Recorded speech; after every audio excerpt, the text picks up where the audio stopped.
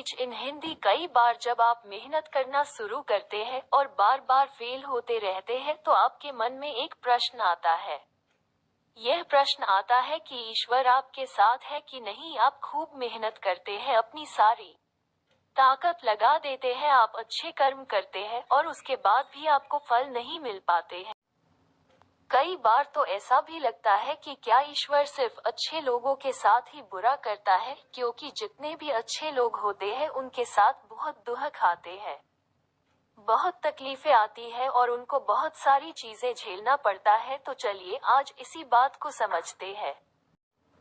एक बार एक लड़का जो कि आपकी ही तरह बहुत सपने देखता था, अपने जीवन में बहुत ही आगे बढ़ने के बारे में सोचता था, उसने बहुत मेहनत की, बहुत ही कम उम्र में उसने बहुत सारी चीजें हासिल कर ली और उसे लगता था कि ईश्वर हमेशा उसके साथ है। और यह पता कैसे करता था?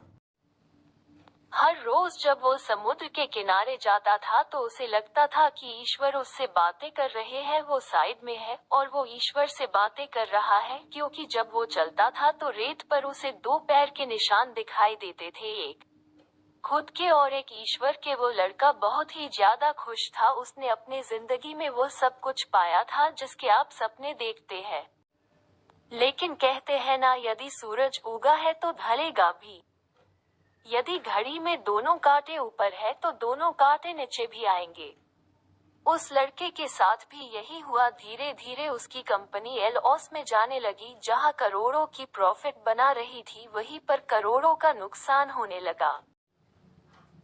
जो लोग उसका साथ देते थे वही लोग उसका साथ छोड़कर जाने लगे। उसे बहुत दुख हो रहा था और सबसे बड़ा दुख इस बात का हो रहा था कि जब वो समुद्र के किनारे घूमने जाता उसे वो पैरों के निशान नहीं दिखाई देते थे। इसका मतलब भगवान उसके साथ नहीं थे। वो लड़का बहुत ज्यादा दुखी था, बहुत ज्यादा परेशान था और सोच रहा था कि जब अच्छा समय था तो भगवान मेरे साथ थे, लेकिन जब मेरा बुरा समय आया तो भगवान ने भी मेरा साथ छोड़ दिया और मेरे अपने भी मुझे छोड़कर चले गए और वो बहुत दुखी हुआ।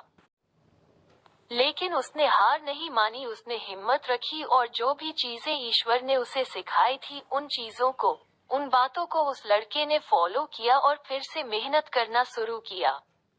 फिर क्या था?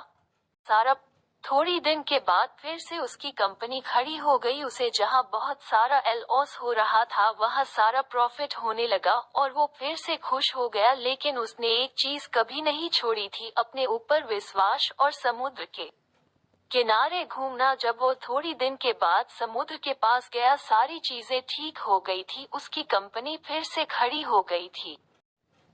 थोड़ी दिन के बाद उसने नोटिस किया कि जब वह समुद्र के किनारे घूमने जा रहा है तो एक और पैरों के निशान उसके साइड में बन रहे हैं। उस लड़के ने मुंह फेर लिया और आगे की ओर बढ़ गया।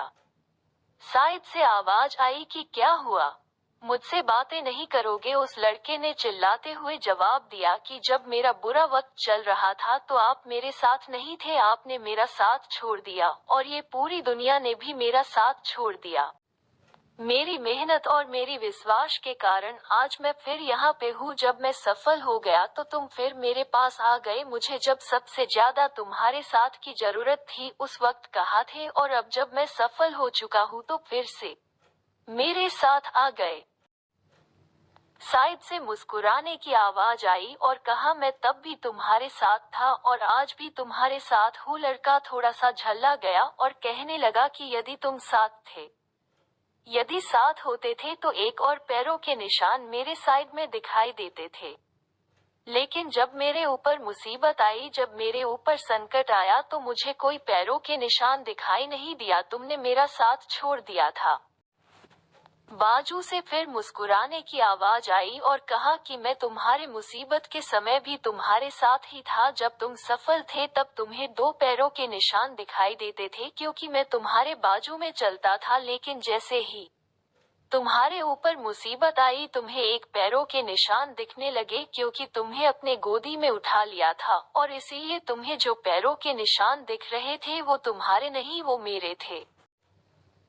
इसलिए हमें हमेशा याद रखना चाहिए कि किसी भी परिस्थिति में वो ईश्वर, वो मालिक हमारा कभी साथ नहीं छोड़ते। हम उन पर विश्वास करें या ना करें, हम उनकी भक्ति करें या ना करें, वो हमेशा हमारे साथ है।